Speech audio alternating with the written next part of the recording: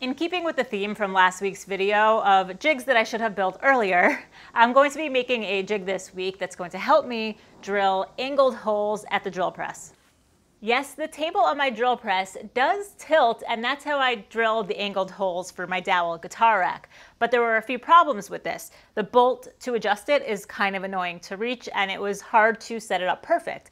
It was also kind of difficult to set it back to where it's drilling at 90 degrees. So I don't want to have to do that every single time I want to adjust the angle. So I think it's going to be better to build a jig that goes on top of the drill press that I can easily adjust. Also, I know some of you guys don't have drill press tables that have the ability to have it tilt, so hopefully this will be helpful for you guys too. First thing to do is get a rough measurement for the base, and then I cut 2 pieces of plywood that would fit on there. All right, first problem that I see is that I'm not going to be able to place this in the center of my drill press because this handle is going to get in the way. So I'm going to need to place it slightly off to the side so that there's room for the handle so I could adjust the height while this is in place. I might chop off the edge of this to make it even, but I'm not quite sure yet if I'll do that. But what I am sure about is that I definitely want to make a replaceable insert so that I always have a clean backing for when I'm drilling. But there's a slight problem here because of the angle. So I think that I will use this also as just a regular drill press table. So when it's completely flat, the hole is going to be low down on this board. The hole when drilling is going to be right about there towards the bottom. But then when I add an angle to it, the hole when drilling goes higher up onto this board. And the steeper the angle, the higher up the hole is going to be. So I think I'm just going to make one long replaceable insert that I'm going to be able to slide in and out from the top. I'll make the replaceable insert out of this 1/4 inch MDF, and I want to make sure that it's going to be easy for me to replace it. So I'll make sure to cut it to a width that's easy to remember, and I'll write it down on the piece. I'm going to go with 2.5 here. Now every time I need to replace it, it's going to be easy to just cut a piece of MDF to 2.5 inches wide. To clear out the space on the base of the jig, I put a straight bit into the router table, raised it so that it was the height of the MDF, and then cleared out most of the waste where the insert is going to go. I didn't go as wide as the 2.5 inches wide. I went just shy of it so that I can do the edges with a dovetail bit. I also set up a stop block on the outfeed to make sure that it was stopping in the same place at every pass. Then I swapped out to a dovetail bit and set the fence so that it wasn't cutting off any of the width of that piece of MDF, but it was just cutting that little dovetail angle on the edges.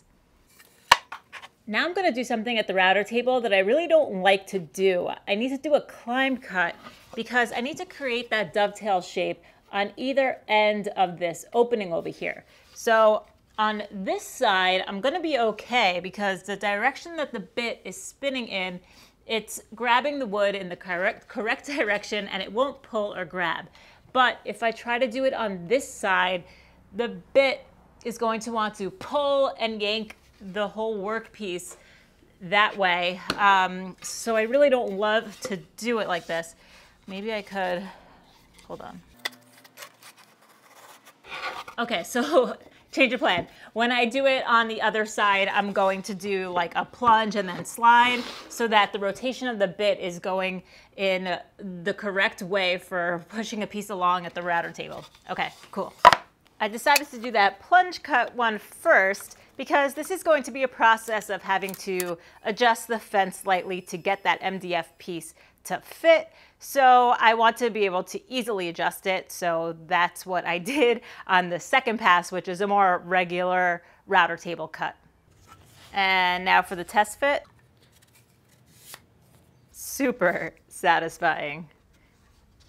Just gotta clean up that bottom with some chisels.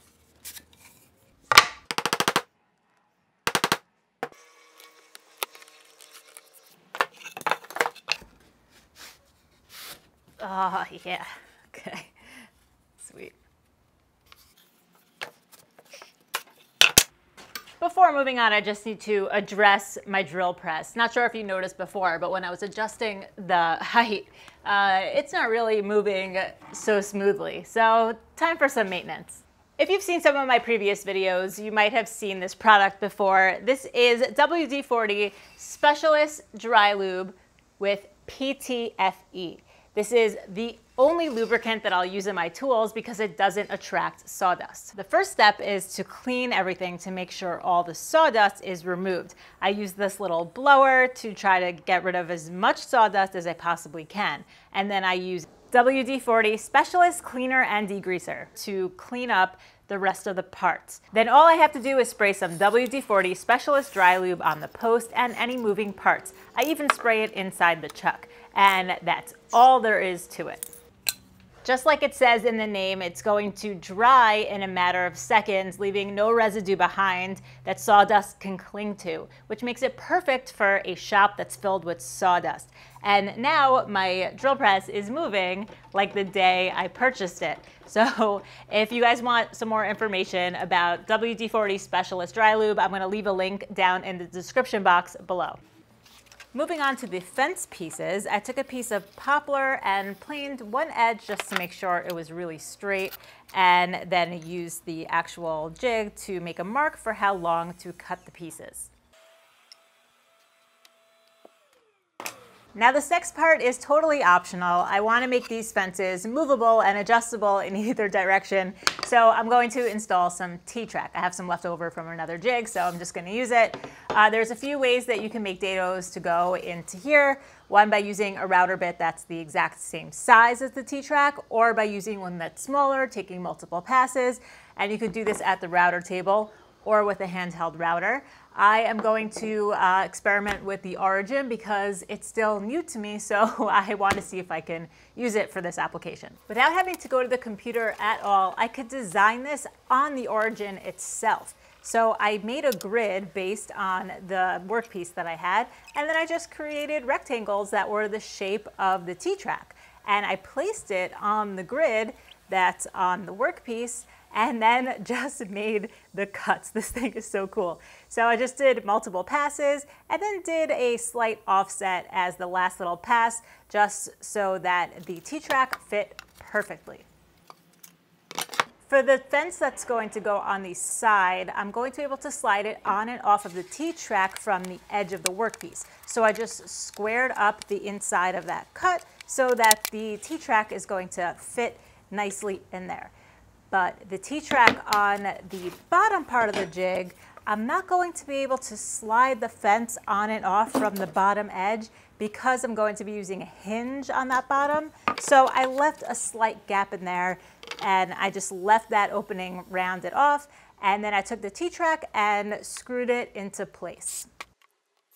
To mark the hole locations on the knobs on the bottom front fence, I lined up the poplar with the T-track and eyeballed the center, then drilled out a 1/4 inch hole at the drill press. To get the location for the side fence, I want to make sure that I'm able to remove this front fence while this side fence is in place. Not sure why, but I might want to do that. So to get the locations for these holes, I'll put the T-bolts into place and place them on the jig in the location where this fence is going to be able to be removed. So that's right there. Line up the side fence and then make those marks for the center of the T-tracks. Drilled out those holes, cut it to size so it was flush with the top, and we're ready to move on to the next step. Now I need to figure out how I'm going to attach the whole base to the drill press table. So I'm thinking I'm going to use these slots in here, and I'll just place it on here to make sure that the handle is not in the way and that it's kind of flush around the front and back. And then mark out where those holes are on the bottom, and then drilled a 1/4 inch hole on those marks. Now I need to countersink the top and make a recess that will fit the head of the T-bolt. I just do this really quickly with a straight edge guide on the trim router, and now the T-bolt is going to sit flush on the top and lock into place while you're locking it up on the bottom through the table with some knobs. Moving on to the hinge, I used some double-sided tape between the two pieces to make sure that the front edge was really flush, and then put it in my vise so that I could mark the hole locations on the hinge and then drill them out. And then screw the hinge on.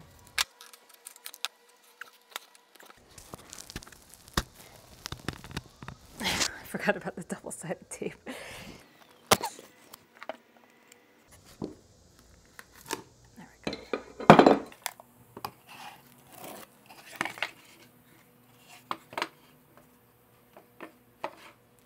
Now, in order to keep this jig at an angle, it needs to have some guide bars, I guess we're gonna call it. So I cut up some piece of oak, because this needs to be a pretty strong material, and I made a groove going down the center of it by taking multiple passes at the router table. I rounded off the corners of those pieces just so they felt nicer and looked nicer, and I also rounded off the corners of the insert and put a little hole inside of it so that it's easier to pull out when I need to replace it. The top part of these arms just need a countersunk hole. This is going to hold a screw that's going to hold it in place on the end. This arm is going to pivot around that screw.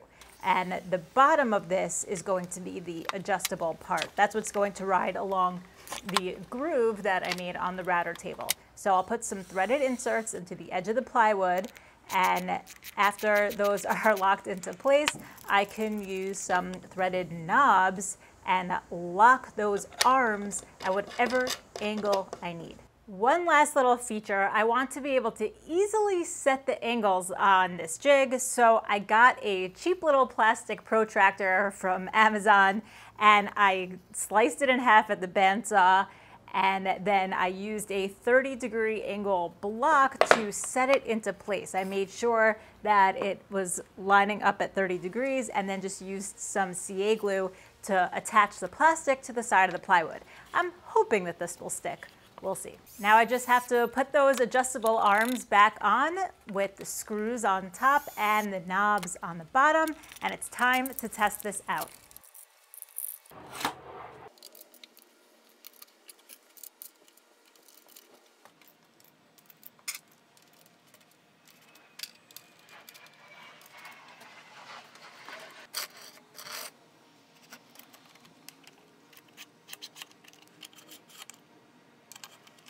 So I started this whole video thinking that this was just going to be an angle guide for the drill press, but I am totally going to leave this on my drill press like all the time. There's no reason why I shouldn't. These are awesome for like fences, but these T-tracks are also going to be really great if I want to put on clamps for small things, and I just think this is really cool. And I think it's really cool how the inside is, the insert is replaceable, so I could always just easily swap this out whenever that gets all chewed up. And now I'm assuming you guys want to see how this thing works. So first I just want to test how accurate this angle gauge is over here. So I have one of these digital angle gauges. Set it to 0. Now,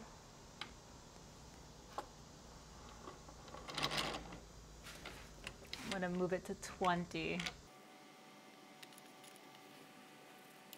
Okay, no, I'm looking at this. I want to look at this. I want to see if I could get this right with just doing this little thing that I made here. Boom! Okay. Do you guys see that? Can you see that? So the line on this angle gauge is right here, right at the top of this plywood. And the number on the digital angle gauge is 20. Pretty awesome. Let me do another angle just to see. Let's go with 40. Let's go crazy. Let's go with 35. Boom, 35 on the angle gauge. And right between 30 and 40 on this line right over there, which is 35. All right, moving on. Let's test this thing out. All right, I'm gonna go back down to 20. And I have a 1-inch dowel here that I could test the angle afterwards. Is this, no. A 1-inch Forstner bit. I know I made this replaceable insert like this so that I could easily replace it, but I kind of don't want to drill into it just yet, so I'm going to use a backer board. Oh wait, first I'm going to make sure this fence is square.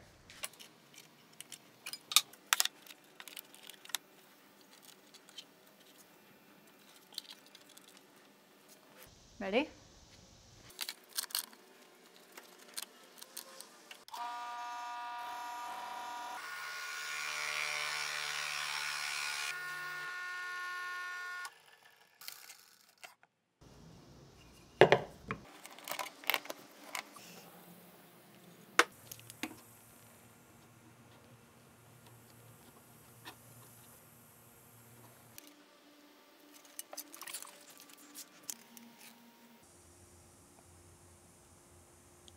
.20-degree angle on the money.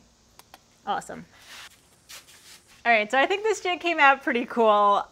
I'm really happy with it. I'm totally going to keep it on here all the time, even when it's totally flat. Just some things I might have done differently next time. I think these arms here, or extension arms, whatever you want to call them, are just a little bit too long. Like, I don't think that I'll need to extend them all the way. Here, I'll lower it all the way down. With the table all the way down, I could get it to 60 degrees. I could get even more degrees if I undo the clamps that are on the bottom and pull it away towards me. I would be able to lift it up a little bit more, but I'm not quite sure that I would do that. So yeah, I think that these are too long. I wouldn't have made them that long.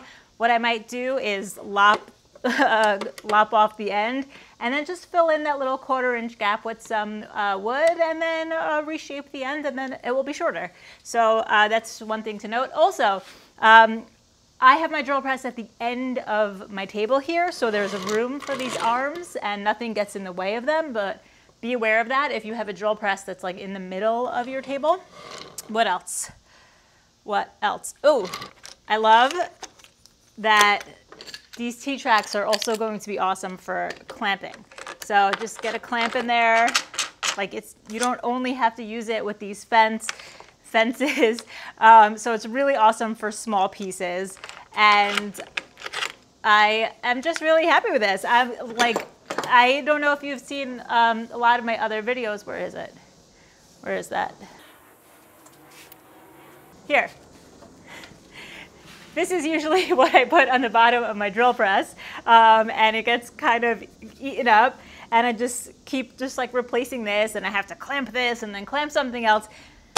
This is going to be so much better, and I'm so happy that I finally got around to doing it. So thank you guys so much for watching. Thank you to WD-40 and WOODCRAFT for sponsoring this video. And I just wanted to give you guys a quick update about the Fetch app I posted about last week. I have been scanning all of my receipts to test it out, and I've been getting points from everything. Even at the gas station, I got 50 points for something that I needed to buy anyway, which was gas for my car. I made one Amazon purchase last week and got 25 points just for scanning that receipt. And so far I've racked up over 8,000 points in less than a month, which I think is pretty awesome. And I think I'll be saving up my points to redeem them for gift cards so I can hand them out as holiday presents. And there are hundreds of rewards to choose from, so choosing is going to be really easy. If you want to find out more about Fetch, check out the link in the description box below and use the code 3x3custom to get 3,000 bonus points when you scan your first receipt. Download the free app now and use the code 3x3custom to get 3,000 bonus points when scanning your first receipt. All right, that's it. Thank you guys so much for watching, and I'll see you on the next one. And that is how I drilled the angled holes in my gap. What? Check for spiders. We're good.